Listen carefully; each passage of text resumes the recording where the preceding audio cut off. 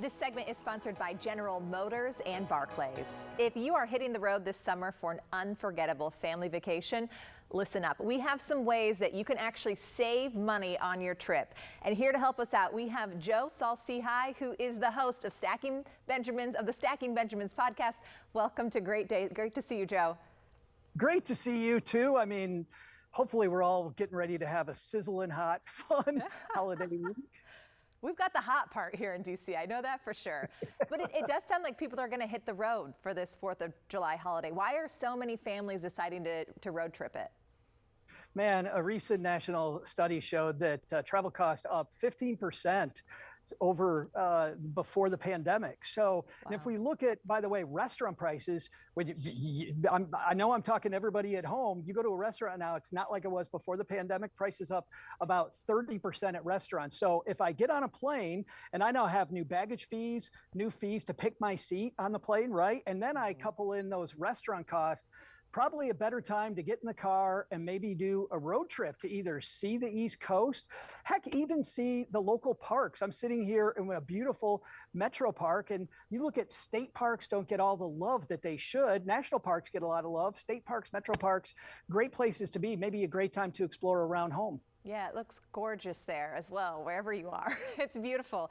My husband never wants to take our vehicle on a road trip because it can be so hard on your vehicle. Is there a way that you can protect that investment in your car so you're not doing more damage? Yeah, you know the one that people don't think about? I mean, we think about the oil change. We don't think about making sure our tires are properly inflated. That's a big one because we all know the gas app to save money on gas. I mean, that adds up quickly. But if you just do a Google search, you'll see that the amount of money that you'll save in fuel economy just by having the right tire pressure really helps. And then secondly, over the life of your car, if we can not buy tires as often, that also adds up to more fun that we can have in future holidays that we would be spending on tires if we didn't. These people that make our cars, very smart people. In the glove box, there is a very, very simple chart that shows you scheduled maintenance. And if we just follow that maintenance plan and take it in for these routine checkups like we will with our doctor when it comes to our body, that car, that big investment you made will last a heck of a lot longer than if you don't take those little things that don't really seem like they're a big deal, but truly over the course of a couple 100,000 miles end up really extending the life of your car a lot. Yeah, you got to protect that and get the right maintenance. Okay, if you plan ahead, is it possible to save even more money? Yeah. You have to plan ahead. Okay. I mean, especially on a holiday weekend, right? Because you're competing with a lot of other people. So I'm going to give you a couple sites that I like to use, even if we stay locally.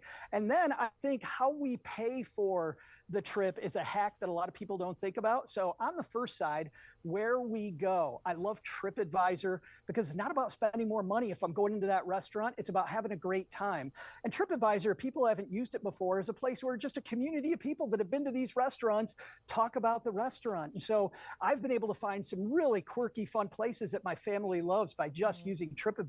And then if I'm visiting, even if I'm staying in town, a lot of us, we're so used to not looking at being in town like we're a tourist. And yet you have these great haunted tours in town.